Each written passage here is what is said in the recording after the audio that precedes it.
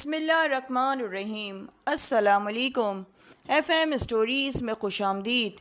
پیش خدمت ہے عمران سیریز کا novel agent from power land. مصنف ہیں مظہر کلیم ایم اے۔ سنیے، انجوائے کیجیے، ہمارے چینل کو لائک اینڈ سبسکرائب کیجیے اور بیل آئیکن کے بٹن کو پریس کر دیجیے تاکہ ہر نئی آنے والی سٹوری کا نوٹیفیکیشن سب سے پہلے آپ تک پہنچ سکے۔ جزاک اللہ۔ کال بیل کی آواز سنتے ہی عمران نے اخبار سے نظریں ہٹائی اور میز پر رکھی ہوئی چائے کی پیالی اٹھا کر لبوں سے لگا لی۔ اس نے سلیمان کی دروازے کی طرف جاتے ہوئے قدموں کی آواز سن لی تھی اور چائے پینے کے ساتھ ساتھ اس کی نظریں ڈرائنگ روم کے دروازے پر جمی ہوئی تھی۔ وہ سوچ رہا تھا کہ صبح صبح کس کی انگلی کھجلائی ہوگی کہ دوسرے لمحے اس کی آنکھیں حیرت سے پھیلتی گئیں۔ سامنے دروازے پر سر رحمان اور ان کے پیچھے اماں بھی اور سریا کے چہرے صاف دکھائی دے رہے تھے۔ تو اس کھڈے میں رہتا ہے میرا بیٹا، اماں بھی کی آواز سنائی دی اور عمران یوں اچھل کھڑا ہو گیا جیسے اس کے پیروں تلے بم پھٹ پڑا ہو۔ السلام علیکم۔ وعلیکم السلام۔ وعلیکم السلام۔ عمران نے بوکلا کر خود ہی سلام کر دیا اور پھر خود ہی جواب دینے لگا اور اس کی اس بوکلاٹ پر سریا کا مترنم قہقہ گونج اٹھا۔ اب وہ تینوں ڈرائنگ روم میں داخل ہو چکے تھے۔ سر رحمان کے چہرے پر موجود فطری سختی کچھ اور بڑھ گئی تھی۔ لو کر لو ملاقات بیٹے سے، اس کا حال دیکھا ہے، 10 بج چکے ہیں اور یہ ابھی شب خوابی کے لباس میں ہے۔ سر رحمان نے انتہائی تلخ انداز میں اماں بی سے کہا اور خود یوں لاتعلق ہو کر صفوں پر بیٹھ گئے جیسے ان کو عمران سے کوئی واسطہ ہی نہ ہو۔ عمران پیالی میز پر رکھ کر تیر کی طرح بڑھا اور اماں بی کے قدموں میں جھک گیا۔ تو اور کیا، تمہاری طرح بستر میں لیٹے لیٹے سوٹ چڑھا ہے؟ اماں بی نے عمران کو اٹھا کر سینے سے لگاتے ہوئے سر رحمان کو ڈانٹتے ہوئے کہا اور اس بار سر رحمان بھی مسکرا دیے۔ سریا کے چہرے پر جیسے پھلجھڑیاں سی چھوٹنے لگی، لیکن وہ باپ کی وجہ سے اپنا قہقہ دبا گئی۔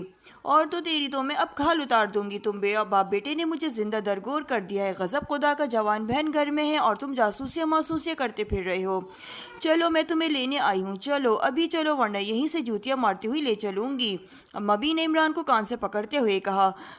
مگر اماں بی میری بات تو سنیے، عمران نے بری طرح ہکلاتے ہوئے کہا اور یوں سہما کھڑا تھا جیسے اس کا کان کسی پلاس کے شکنجے میں آ گیا ہو۔ حالانکہ بوڑھی ماں کا وہ ہاتھ بھی کمزوری کی وجہ سے لرز رہا تھا جس سے انہوں نے عمران کا کان پکڑا ہوا تھا، لیکن ظاہر ہے یہ ماں کا ہاتھ تھا۔ بڑے سے بڑے مجرم اور سیکرٹ ایجنٹ کو آج تک یہ حسرت ہی رہی تھی کہ وہ عمران کے جسم کو ہاتھ بھی لگا سکے، کان پکڑنا تو درکنار، لیکن بوڑھی ماں کے سامنے عمران یوں بھیگی بلی بنا کھڑا تھا جیسے اس نے زندگی میں کبھی حرکت ہی نہ کی ہو۔ میں تیری کوئی بات نہیں سنتی، بس تم ابھی گھر چلو، ابھی اور اسی وقت۔ اور وہ کہاں ہے وہ کلومہ سلیمان جو بڑا باورچی بنا پھرتا ہے؟ یہ حل کر دیا ہے میرے بیٹے کا، دیکھو تو ہڈیاں نکل آئی ہیں۔ اماں بھی عمران کا کان چھوڑ کر سلیمان پر چڑھ دوڑی۔ بیگم صاحبہ، میں تو روز ان کے لیے حریرہ بناتا ہوں لیکن صاحب کھاتے ہی نہیں، مجبوراً مجھے باہر پھینکنا پڑتا ہے۔ سلیمان نے جو دروازے پر کھڑا تھا بڑے معصوم سے لہجے میں جواب دیا۔ کیسے نہیں کھاتا، اس کا باپ بھی کھائے گا، اماں بی نے غصیلے لہجے میں کہا اور اس بار سریا کے حلق سے نکلنے والے قہقہے نے چھتی پھاڑ دی۔ مجھے تو تم نے ایک بار بھی حریرہ نہیں کھلایا، اپنے لاڈلے کے لیے کیسے کہہ رہی ہو؟ سر رحمان نے مسکراتے ہوئے کہا۔ بس رہنے دو چونچلے، عمران سے زیادہ تو تمہارا رنگ لال ہے، چلو اسے لے چلو ابھی اور اسی وقت۔ اماں بی نے سریا کو غصے سے گھورتے ہوئے سر رحمان سے کہا۔ بیگم صاحبہ بیٹھے، میں آپ کے لیے چائے بنا لاؤں، خاص پتی منگوائیے سیلون سے، سلیمان نے بڑے خوش آمدانہ لہجے میں کہا۔ بس میں یہاں بیٹھنے کے لیے نہیں آئی، تم بھی اپنی دیگچی چولہا اٹھاؤ اور چلو کوٹھی، یہ پتی وتی وہیں چل کر منگوانا، اماں بی نے غصیلے لہجے میں کہا۔ اماں بی، آخر آپ کو بیٹھے بیٹھے یہ خیال کیسے آ گیا؟ آپ نے خواہ مخواہ تکلیف کی، آپ حکم فرمائے میں سر کے بل چل کر آ جاتا، عمران نے بڑے سعادت مندانہ لہجے میں کہا۔ ہاں سر کے بل چل کر آتے تاکہ جو 2-4 بال سر پر ہیں وہ بھی صاف ہو جائیں۔ بس تم پیروں سے چل کر آؤ، سریا کے سسرال والے کیا کہیں گے، ایک ہی بھائی اور وہ بھی گنجا، اماں بی نے غصیلے لہجے میں کہا اور سر رحمان تو مسکرا دیے جبکہ سریا نے اپنے سسرال کا سن کر شرم سے منہ پھیر لیا۔ سریا کے سسرال؟ ارے اس کی شادی بھی کر دی آپ نے اور مجھے بتایا بھی نہیں، عمران نے فوراً ہی آنکھیں نکالتے ہوئے کہا۔ ارے ہائے ایسی ہی کر دی شادی، خواہ مخواہ جو منہ میں آتا ہے بک دیتے ہو، باپ نے کبھی سمجھایا ہو تو پتہ چلے کہ کون سی بات کرنی ہے کون سی نہیں، اماں بی نے عمران کے سر پر چپت لگاتے ہوئے کہا۔ تو پھر سسرال؟ عمران نے حیران ہوتے ہوئے کہا۔ ارے بے شرم، بہن کو ساری عمر گھر بٹھائے رکھو گے، لیکن تمہیں کیا، تمہیں تو یہ جاسوسیاں ماسوسیاں ہی نہیں چھوڑتی، اب کوٹھی میں آئے تو جوتے مار مار کر بھگا دوں گی۔ اما بی نے کہا وہ شاید جاسوسیاں ماسوسیاں کو لڑکیاں سمجھتی تھیں۔ اماں جاسوسی ماسوسی کوئی لڑکی تھوڑی ہوتی ہے، ثریا نے وضاحت کرنے کی کوشش کرتے ہوئے کہا، جبکہ سر رحمان مسلسل مسکرا رہے تھے۔ آج نہ جانے کیوں ان کا موڈ بھی خلاف توقع خوشگوار تھا۔ چلو لڑکی نہ ہوگی عورت ہوگی، لیکن اب کان کھول کر سن لو، کوٹھی میں آئی تو مجھ سے برا کوئی نہ ہوگا، اور تم ابھی کھڑے ہو اور چلو، آج ثریا کے سسرال والے دن پکا کرنے آ رہے ہیں، وہاں تمہاری موجودگی ضروری ہے، بس ابھی چلو۔ اور پھر سنو، اب میں تمہیں واپس نہیں آنے دوں گی، ثریا کی شادی کا سارا کام تم نے نمٹانا ہے، اور پھر ثریا کے جانے کے بعد میں اکیلی رہ جاؤں گی، اس لیے تم نے میرے پاس رہنا ہے، چلو ابھی۔ اماں نے وضاحت کے ساتھ ساتھ ایک بار پھر عمران کا کان پکڑ لیا۔ اچھا تو یہ بات ہے، لیکن اماں بھی آپ کو اس بوڑھے اور کالے مینڈک سے زیادہ اچھا رشتہ نہ ملا تھا ثریا کے لیے؟ عمران نے ثریا کی طرف دیکھتے ہوئے شرارت بھرے انداز میں کہا، اور ثریا آنکھیں نکال کر ہی رہ گئیں۔ کیا کہہ رہے ہو؟ بوڑھا اور کالا مینڈک؟ کس نے کہا ہے تمہیں؟ مجھے تو تمہارے باپ نے بتایا کہ وہ بہت خوبصورت جوان ہے، انجینئر ہے، نیازی پٹھان ہے، اور تم اسے بوڑھا اور کالا مینڈک کہہ رہے ہو؟ اماں بھی عمران کا کان چھوڑ کر حیرت سے 2 قدم پیچھے ہٹ گئی۔ اس کی یہی عادت مجھے پسند نہیں کہ بغیر سوچے سمجھے بکواس کر دیتا ہے۔ سر رحمان نے اس بار غصیلے لہجے میں کہا، نہیں ڈیڈی، میں نے بالکل سوچ سمجھ کر بکواس کی ہے۔ اماں بھی، کیا اس بوڑھے کی بہن چڑھانے کے لیے تمہیں ثریا ہی رہ گئی تھی کہ اب عمران کی بہن اس قابل ہے؟ عمران نے بڑے سنجیدہ ہوتے ہوئے کہا، آئے ہائے، کس کی جرأت ہے کہ میری بیٹی کا نام بھی لے؟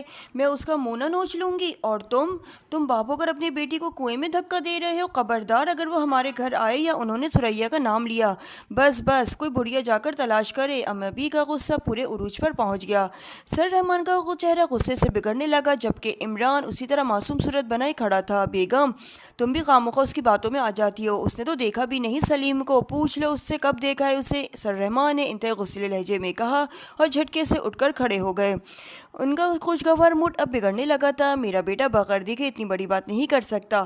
کیوں عمران، کہاں دیکھا ہے تم نے اسے؟ اماں بھی نے بیٹی کی حمایت کرتے ہوئے کہا۔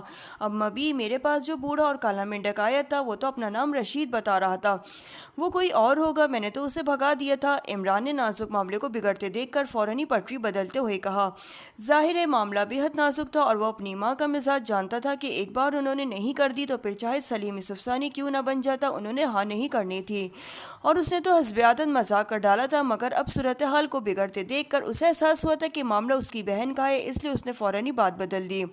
عبدالرشید وہ کون ہے؟ اس کی کیسے جرأت ہوئی کہ سیدھا تمہارے پاس آ جائے؟ اماں بھی نے غصیلے لہجے میں کہا۔ وہ اماں بھی، وہ تو شادیاں کرانے والا تھا، بس ویسے ہی چائے پینے آ گیا تھا۔ اور اماں بھی، اگر آپ حکم کریں تو میں سلیم کی پوری طرح چھان بین کر لوں تاکہ آپ کو پوری تسلی ہو جائے۔ عمران نے کہا، ہاں ہاں بالکل کرو، تم بھائی ہو، تمہارا فرض ہے۔ اماں بھی نے فوراً حامی بھرتے ہوئے کہا۔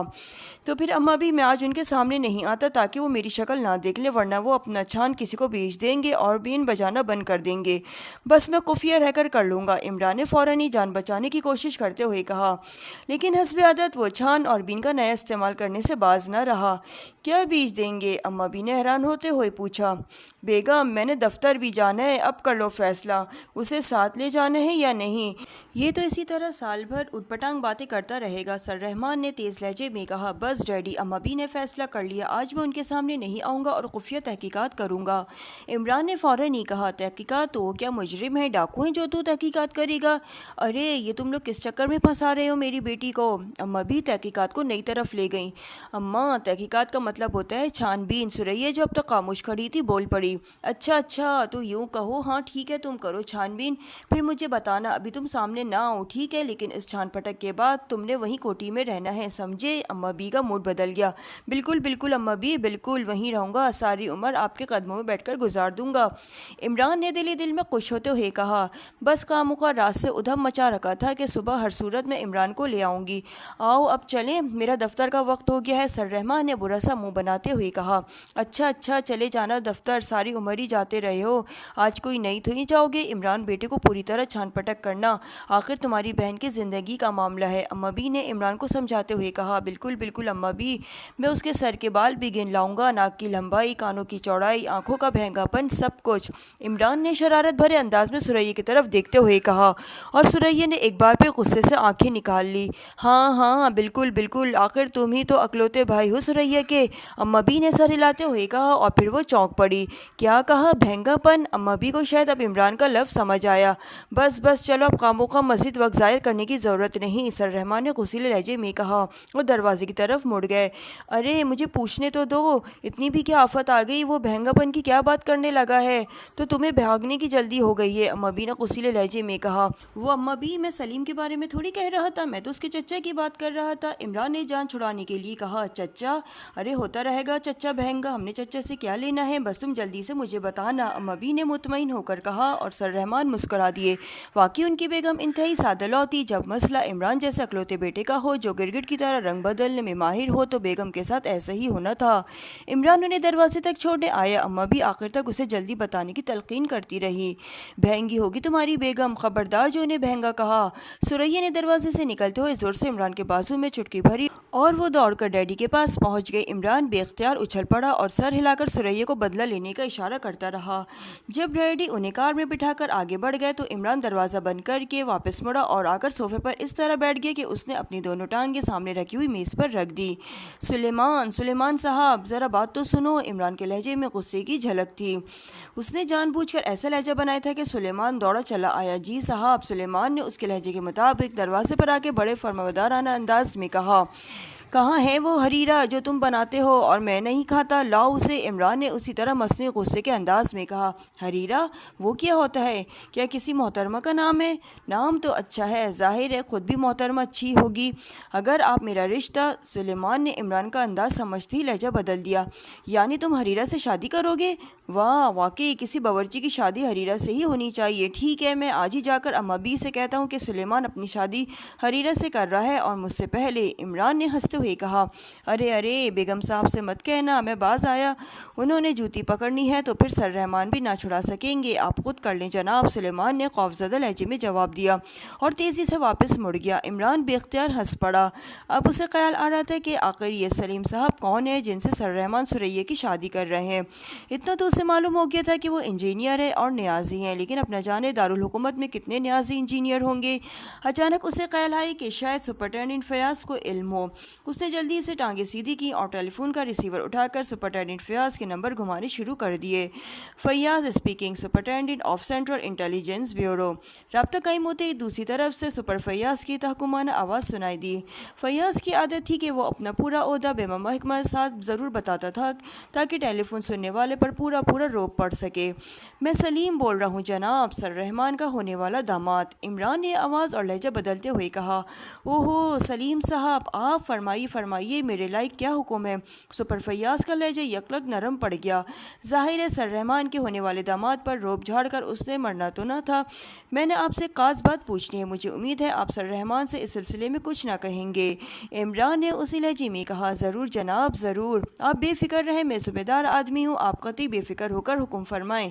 लेकिन जनाब, आज आपका लहजा कुछ बदला सा है। फयाज ने शायद अब लहजे पर गौर किया था और जाहिर है इमरान को तो इल्म ही नहीं था कि सलीम का लहजा कैसा है। उसने तो वैसे ही लहजा और आवाज़ बना ली थी। मेरा गला ख़राब है। अच्छा आप ये बताएं कि सर रहमान का बेटा अली इमरान कैसा आदमी है? मुझे तो उसके मुतालिक बहुत सी अजीब सी इत्तलात मिली है। इमरान ने जानबूझकर पूछा। अली इमरान? वो तो बहुत अच्छा नौजवान है जनाब, इंतहाई शरीफ। आपको क्या इत्तलात मिली है? सुपर फयाज ने फ़ौरन ही इमरान की तारीफ़ें करते हुए कहा। और इमरान समझ गया कि वो क्यों तारीफ़ें कर रहा है। उसे मालूम था कि सुरैया के रिश्ते का नाजुक मामला है, अगर उसकी किसी बात से मामला बिगड़ गया तो सर रहमान उसकी गर्दन तोड़ डालेंगे, इसलिए वो तारीफ़ें करने पर मजबूर था। कमाल है, आप उसे अच्छा और शरीफ कह रहे हैं कि जबकि मुझे इत्तला मिली है कि वो अय्याश तब आदमी है, अपने किसी दोस्त के फ्लैट में रहता है, एक गैर मुल्की लड़की के साथ घूमता फिरता है, जवारी है, उसका कोई दोस्त किसी बड़े ओहदे पर है और वो उसका खर्चा पूरा करता है। इमरान ने कहा। अरे नहीं जनाब, ये सब इत्तलात गलत हैं, वो बहुत शरीफ आदमी है, आप बेफिक्र रहें, आपको किसी ने गलत इत्तला दी है, बस वो अपनी मर्ज़ी का मालिक है, फयाज ने कहा। और इमरान उसकी हालत समझ रहा था कि वो किस तरह अपने आप पर जबर करके ये सब कुछ कह रहा होगा। अगर मैं शरीफ आदमी हूँ तो फिर तुम क्यों मेरी बुराइयाँ करते हो? अचानक इमरान ने अपने असल लहजे में कहा। अरे अरे, तुम इमरान, तुम, ये क्या हरकत थी? अगर मुझे पहले पता होता कि तुम हो तो मैं तुम्हें बताता कि तुम कैसे आदमी हो। दूसरी तरफ से सुपर फयाज बेख्तियार चौंकते और हंसते हुए कहा। चलो अब बता दो कि मैं कैसा आदमी हूँ ताकि मुझे जवाब तो मिल जाए तुम्हारे बैंक बैलेंस की तफसील डैडी तक पहुँचाने की। इमरान ने सपाट लहजे में कहा। अरे अरे, मैं कब तुम्हारी बुराई कर रहा हूँ? तुम तो वाकई इंतहाई नेक और शरीफ आदमी हो, अब क्या کروں، کاش تمہیں میری اس کمزوری کا علم نہ ہوتا۔ بہرحال واقعی تم شریف آدمی ہو، سپر فیاض نے دانت پیستے ہوئے کہا، اور عمران قہقہ مار کر ہنس پڑا۔ بس اتنے میں ڈر گئے؟ ابھی تو میں نے سوئٹزرلینڈ والے بینک کی بات ہی نہیں کی، عمران نے ہنستے ہوئے کہا۔ کیا مطلب؟ تمہیں کس نے بتایا؟ یعنی سپر فیاض پوری طرح بوکھلا گیا۔ کہو تو تمہارے اکاؤنٹ کا کوڈ نمبر اور اس میں موجود رقم بھی بتا دوں، اور یہ بھی بتا دوں کہ کس کے ذریعے تم نے یہ اکاؤنٹ کھلوایا، اور پھر کتنی رقم کتنے موقع پر جمع ہوئی؟ عمران نے کہا۔ ارے خدا کی پناہ، تم تو کوئی نجومی ہو، حیرت ہے، میں نے تمہارے بلیک میلنگ سے جان چھڑانے کے لیے بڑا خفیہ کام کیا تھا، لیکن آخر تمہیں پتہ کیسے چلا؟ کمال ہے، سپر فیاض واقعی گڑبڑا گیا تھا۔ چھوڑو، آخر میں نے بھی تو زندہ رہنا ہے، تم جیسے لوگوں کے راز مجھے معلوم نہ ہو تو شام کی روٹی بھی نہ مل سکے گی۔ اچھا یہ بتاؤ کہ یہ سلیم صاحب کون ہے، ان کا درجہ کیا ہے؟ عمران نے آخر میں بات بدلتے ہوئے کہا۔ کیا مطلب؟ تمہاری بہن کی اس سے شادی ہو رہی ہے اور تمہیں اس کے متعلق معلوم ہی نہیں؟ سپر فیاض اور زیادہ حیران ہو گیا۔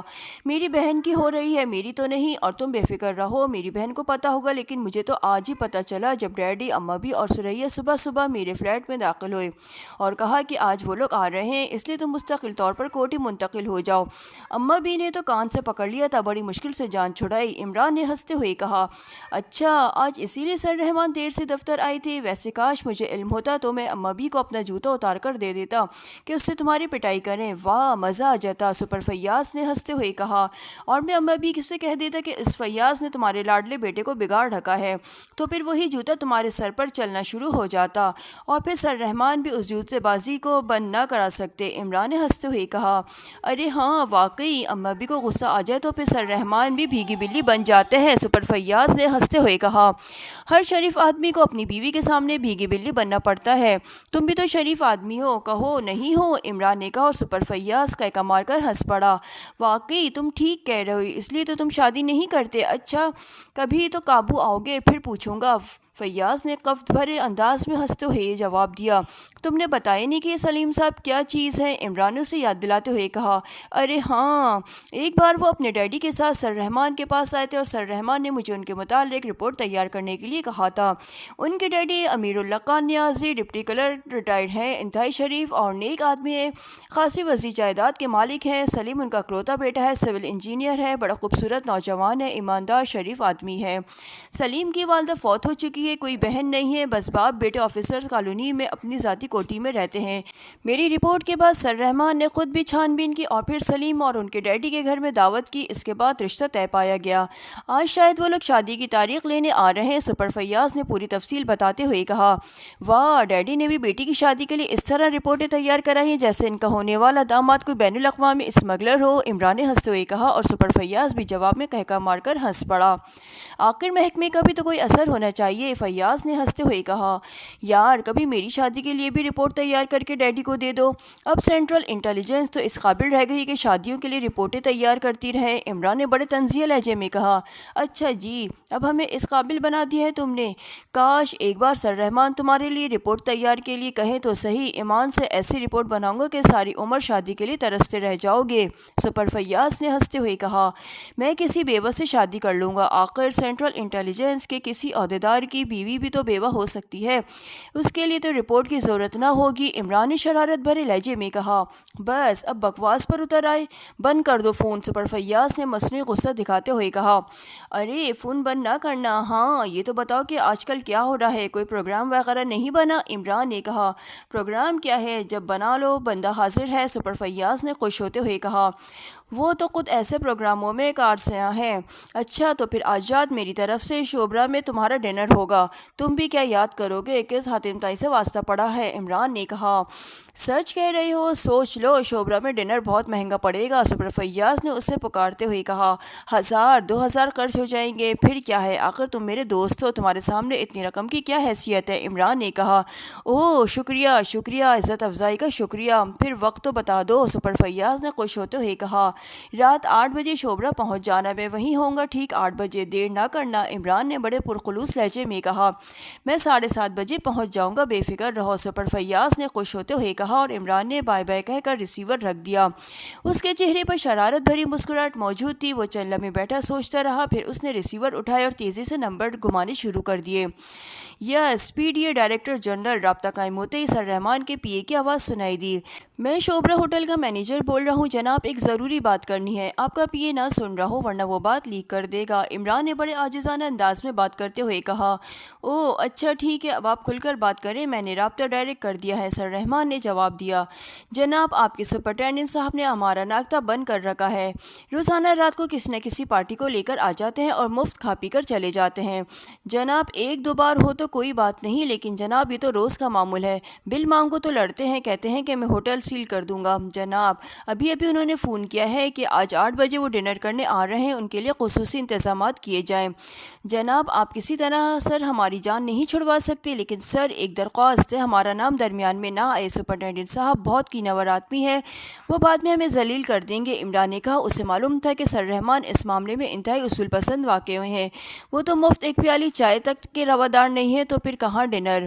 آج رات 8 بجے آ رہا ہے وہ، ٹھیک ہے، میں چیک کر لوں گا، اس کے بعد آپ کو کبھی ایسی شکایت نہ ہوگی، سر رحمان نے کہا، اور اس کے ساتھ ہی انہوں نے ریسیور رکھ دیا اور عمران نے بھی مسکراتے ہوئے ریسیور رکھ دیا۔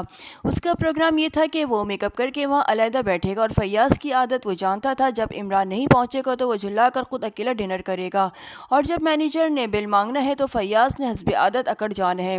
اسے مینیجر شوبرا کے متعلق معلوم تھا کہ پہلا مینیجر جو کہ فیاض کا دوست تھا چھوڑ گیا ہے، اب اسلم خان مینیجر ہے، جو اکڑنے میں خود اس سے کسی سے کم نہیں، اس لیے تو اس سے جان بوجھ کر فیاض کو شوبرا کی دعوت دی تھی۔ اب رات کو فیاض کا تماشا دیکھنے والا ہوگا، ایسا تماشا کہ فیاض پھر ساری عمر عمران کو دعوت پر خوش نہ کر سکے گا۔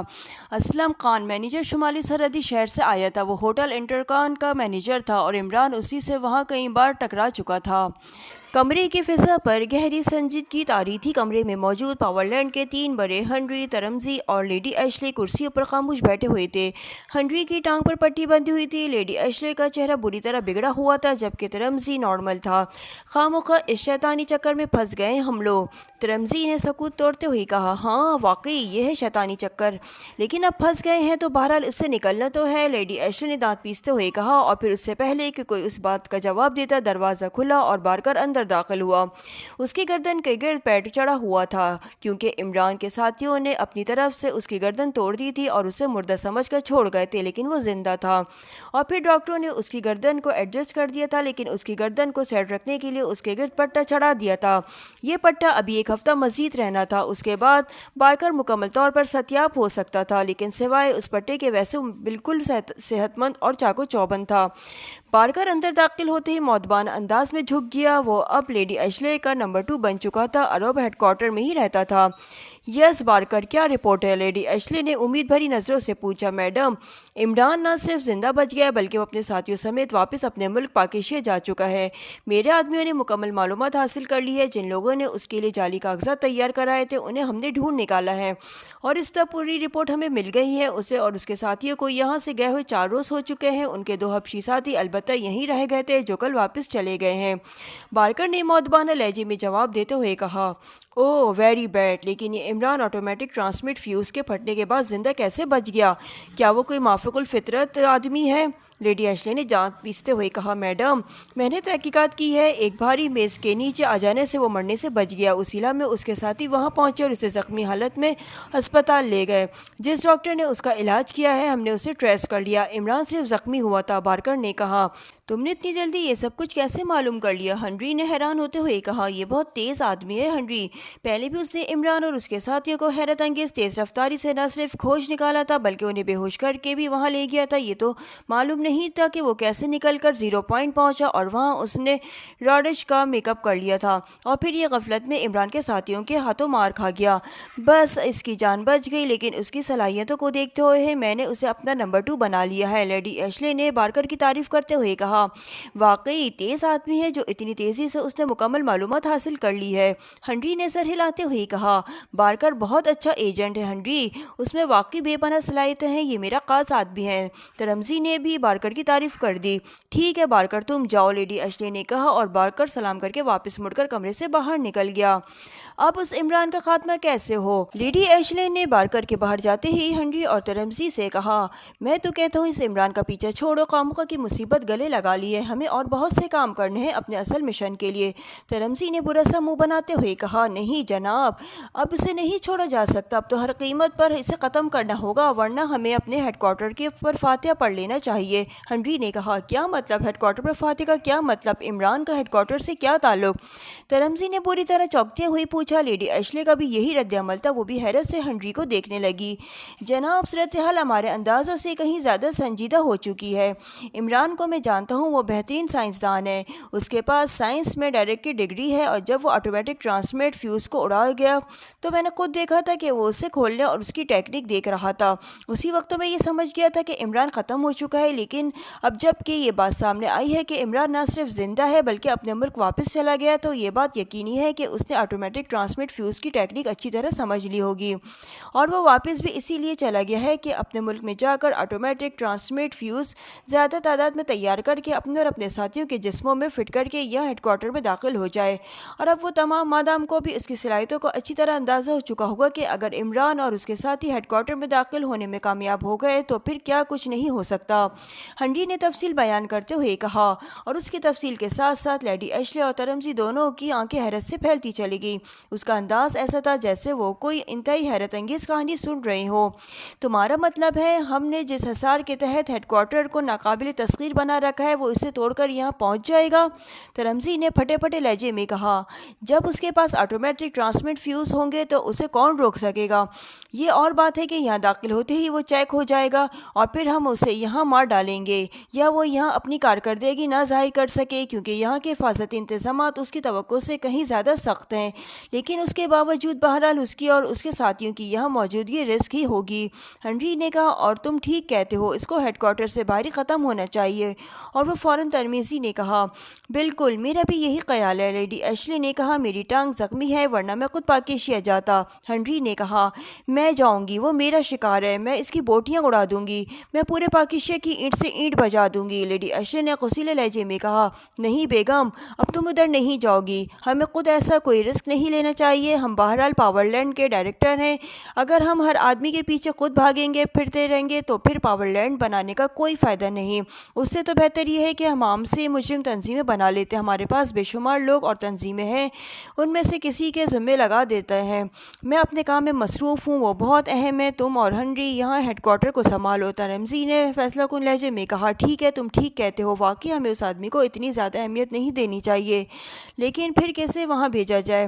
ایسا آدمی جو عمران کی ٹکر کا ہو اور اس کا یقینی خاتمہ کر سکے؟ لیڈی ایشلی نے جواب دیا، شاید وہ ذہنی طور پر اب عمران سے خود خوفزدہ ہو چکی تھی، میرا خیال ہے ہمیں بارکر کو اس مشن پر بھیجنا چاہیے، ایک تو وہ بے پناہ صلاحیتوں کا مالک ہے، دوسرا اس کا ذاتی انتقام بھی اس مشن میں شامل ہوگا، تیسری بات یہ ہے کہ عمران نے اور اس کے ساتھیوں کو نہ صرف دیکھا ہوا ہے بلکہ ان کی صلاحیتوں کا بھی اسے اندازہ ہے۔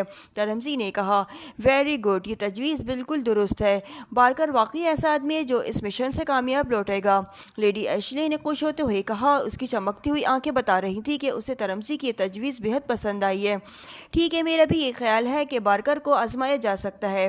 ہنری نے بھی تجویز کو منظور کرتے ہوئے کہا، بس فیصلہ ہو گیا، بارکر ٹھیک رہے گا، لیڈی ایشلی نے کہا، اور پھر میز پر پڑے ہوئے فون کا ریسیور اٹھا لیا۔ بارکر کو بھیجو فوراً۔ لیڈی ایشلی نے ریسیور اٹھاتے ہی تحکمانہ لہجے میں کہا اور ریسیور رکھ دیا، اور پھر چند لمحوں بعد دروازہ کھلا اور بارکر دوبارہ اندر داخل ہوا۔ اس نے اندر داخل ہوتے ہی مؤدبانہ انداز میں سلام کیا اور خاموشی سے کھڑا ہو گیا، البتہ اتنی جلدی واپس بلائے جانے کی وجہ سے اس کے چہرے پر ہلکی سی حیرت کا تاثر موجود تھا۔ ادھر آ کر بیٹھ جاؤ بارکر، اب تم میرے نمبر 2 ہو، تمہاری حیثیت تمام ہیڈ کوارٹر میں ہم ڈائریکٹران کے بعد سب سے بڑی ہے، لیڈی ایشلی نے کہا، اور بارکر سلام کر کے مؤدبانہ انداز میں کرسی پر بیٹھ گیا۔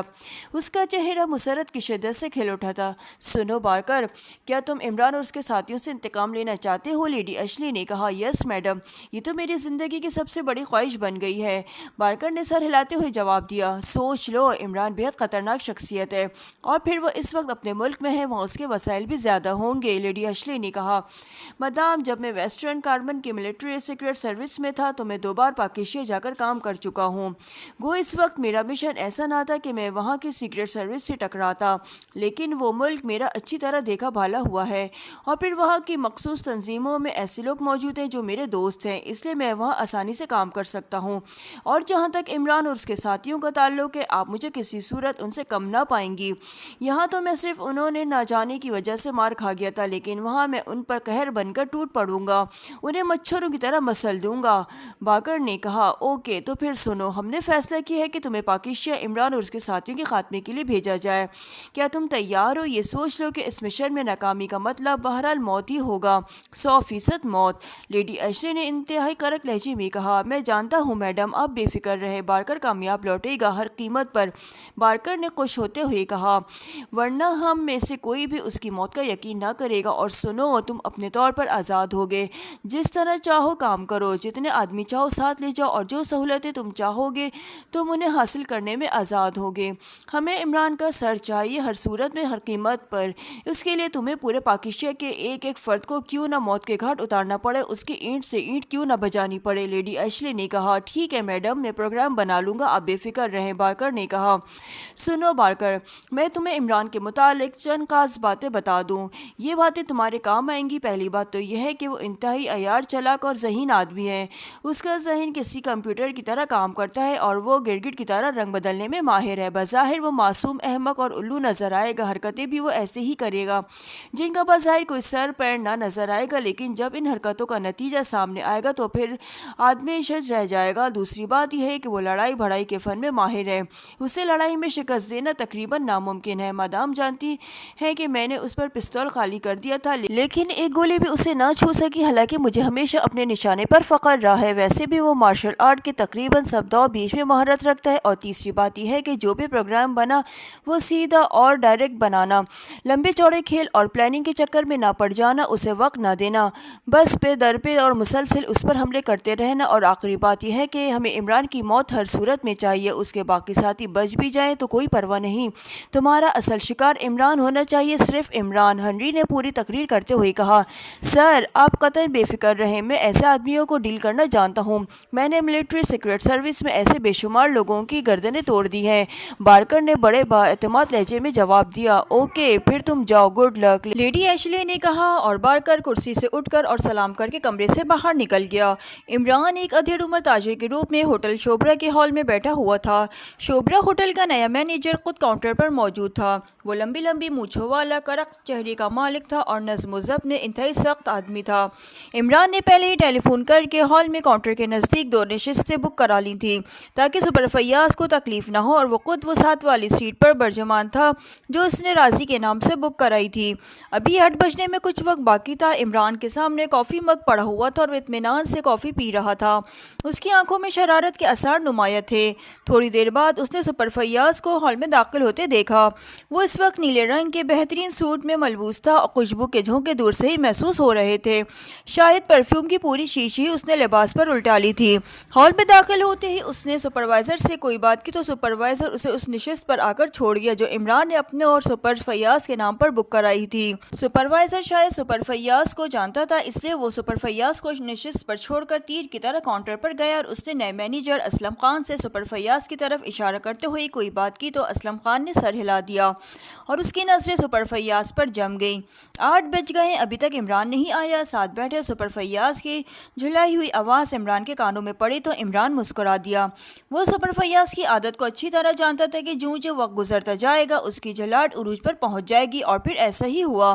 پہلے تو سپر فیاض بار بار گھڑی دے کر بڑبڑاتا رہا، پھر یہ بڑبڑاہٹ اونچی ہوتی گئی اور پھر آخر پھٹ پڑا۔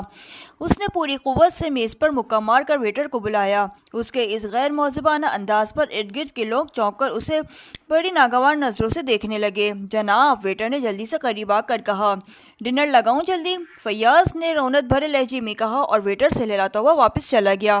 اسی لمحے اسلم خان کاؤنٹر کے پیچھے سے نکل کر فیاض کی میز کی طرف بڑھا اور عمران مسکرا دیا۔ اسے دونوں کی طبیعتوں کا علم تھا، اس لیے اسے یقین تھا کہ اب گھمسان کارن پڑ رہے گا۔ جناب یہ شرفا کا ہوٹل ہے، اس لیے آپ محتاط رہیں، اسلم خان نے سپر فیاض کے قریب آ کر دھیمے لہجے میں کہا، لیکن لہجہ سردی تھا۔ سپر فیاض نے چونک کر اسلم خان کو سر سے پیر تک دیکھا۔ اس کے انداز میں حیرت تھی، جیسے اسے یقین نہ آ رہا ہو کہ اس جیسی حیثیت کے آدمی سے ایسی بات کرنے کی جرأت کرنے والا کون ہو سکتا ہے۔ کون ہو تم؟ جانتے ہو میں کون ہوں؟ سپر فیاض نے دانت پیستے ہوئے کہا، میرا نام اسلم خان ہے اور میں اس ہوٹل کا مینیجر ہوں، اور مجھے بتایا گیا ہے کہ آپ سینٹرل انٹیلیجنس بیورو کے سپرنٹینڈنٹ فیاض ہیں۔ بہرحال آپ محتاط رہے، اسلم خان نے بڑے بے نیازانہ انداز میں کہا اور تیزی سے واپس مڑ گیا۔ اسی لمحے ویٹر نے سپر فیاض کی میز پر کھانا سرو کر دیا، اور سپر فیاض کھانے کو سامنے دیکھ کر سب کچھ بھول بھال کر کھانے میں مصروف ہو گیا۔ اسے بھوک برداشت نہ ہوتی تھی۔ عمران خاموش بیٹھا رہا۔ جب سپر فیاض کھانے سے فارغ ہو گیا تو اس نے کافی طلب کی اور ویٹر خالی برتن اٹھا کر واپس چلا گیا، اور پھر جب وہ کافی کے برتن لے کر واپس آیا تو عمران کی آنکھیں چمک اٹھی۔ ٹرے میں ڈنر کا بل بھی موجود تھا۔ ویٹر نے بڑے مؤدبانہ انداز میں کافی سپر فیاض کے سامنے رکھی اور ساتھ ہی پلیٹ میں رکھا ہوا بل بھی۔ یہ کیا ہے؟ سپر فیاض نے بل دیکھ کر چونکتے ہوئے کہا۔ یہ ڈنر کا بل ہے جناب، ویٹر نے مؤدبانہ لہجے میں کہا۔ ہو تو تم اب سپر فیاض سے بل وصول کرو گے؟ جاؤ لے جاؤ اسے اور اپنے اس گلہری کی دموں جیسی مونچھوں والے مینیجر کے منہ پر مار دو، جاؤ ورنہ کھڑے کھڑے ہوٹل سیل کرا دوں گا، سپر فیاض نے غصے سے دھاڑتے ہوئے کہا، اور ویٹر تیزی سے واپس مڑا اور سیدھا کاؤنٹر کی طرف بڑھ گیا۔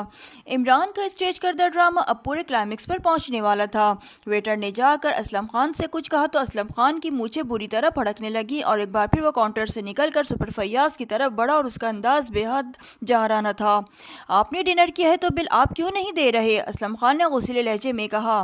اچھا تو تم بل مانگنے آئے ہو؟ جانتے ہو میں چاہوں تو ابھی کھڑے کھڑے ہوٹل کو سیل کرا دوں، جاؤ نہیں دیتا بل، جاؤ۔ سپر فیاض نے کبھی بل نہیں دیا، اس بات کو دھن میں رکھنا، گیٹ آؤٹ، سپر فیاض نے حلق کے بل چیختے ہوئے کہا، اور عین اسی لمحے دروازہ کھلا اور سر رحمان پورے جلال کے عالم میں ہال میں داخل ہو کر سیدھے سپر فیاض کی میز کی طرف بڑھے۔ اسی لمحے عمران نے ایک آدمی کو ایک سائڈ کی میز سے اٹھ کر سر رحمان کے پیچھے چلتے ہوئے دیکھا، اور وہ جان گیا تھا کہ یہ آدمی اسپیشل برانچ کا انسپکٹر خان عالم ہے۔ وہ شاید اسی کے منٹ کی رپورٹ دے رہا کر عین موقع پر اندر بلایا تھا، ورنہ ظاہر ہے کہ سر رحمان کو الہام تو نہ ہوتا تھا کہ وہ عین موقع پر پہنچ جاتے، اور شاید یہ بات سر رحمان بھی جانتے تھے کہ اگر وہ پہلے اندر داخل ہوتے تو پھر سپر فیاض اپنا چھوڑ ہوٹل اور موجود ہر شخص کا بل ادا کر دینے میں عافیت سمجھتا۔ کیا بات ہے فیاض؟ سر رحمان نے قریب پہنچ کر انتہائی غصیلے لہجے میں کہا، اور سپر فیاض اس طرح اچانک اور انتہائی غیر متوقع طور پر سر رحمان کو سامنے دیکھ کر اس طرح بری طرح گھبرائے کہ دونوں ہاتھوں سے سیلوٹ جھاڑ دیا۔ سر رحمان نے director general central intelligence inspector Alam Khan نے جلدی سے مینیجر کا سر رحمان سے تعارف کراتے ہوئے کہا، او صاحب آپ اچھے موقع پر تشریف لائے ہیں، سپرنٹینڈنٹ صاحب نے ڈنر کیا ہے لیکن بل نہیں دے رہے، کہتے ہیں کہ میں نے کبھی بل ادا نہیں کیا اور میں کھڑے کھڑے ہوٹل کو سیل کرا دوں گا، اسلم خان نے مؤدبانہ لہجے میں کہا۔ کیوں فیاض، کیوں تم بل کیوں نہیں دے رہے؟ سر رحمان نے انتہائی جلال آمیز لہجے میں پوچھا۔ اب ہال کا ہر شخص ان کی طرف متوجہ ہو گیا۔ جناب مجھے عمران نے دعوت دی تھی، یہ میز بھی اسی نے بک کرائی ہے، میں تو کہہ رہا تھا کہ بل وہی دے گا، میں نے انکار تو نہیں کیا سر، سپر فیاض نے انتہائی بوکھلائے لہجے میں کہا۔ عمران نے بک کرائی ہے تو عمران تمہیں دعوتیں کھلاتا پھر رہا ہے، کیوں؟ کیا کام لینا ہے اس نے تم سے؟ سر رحمان نے عمران کا نام سامنے آتے ہی اور زیادہ غصیلے لہجے میں پوچھا۔ جناب دوستی میں بل دے دیتا ہوں، سپر فیاض نے جان چھڑانے کے لیے تیزی سے جیب سے بٹوا نکالتے ہوئے کہا، لیکن اسی لمحے ہال میں گولی چلنے کا دھماکہ ہوا اور سر رحمان کے حلق سے چیخ نکلی اور وہ پہلو کے بل دھڑام سے فرش پر گر پڑے۔ عمران ایک لمحے کے لیے تو سن ہو کر رہ گیا، مگر دوسرے لمحے وہ اچھل کر کھڑا ہوا اور تیزی سے بائیں طرف کی راہداری کی طرف دوڑا۔ گولی ادھر سے ہی چلائی گئی تھی اور اس نے ایک نیلی جیکٹ والے آدمی کو تیزی سے اس راہداری میں دوڑتے ہوئے دیکھا تھا۔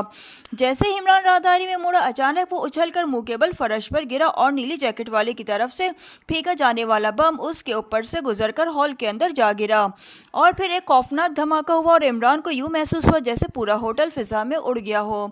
دھماکہ اس قدر خوفناک اور شدید تھا کہ عمران کا ذہن ایک لمحے کے لیے معاف ہو گیا۔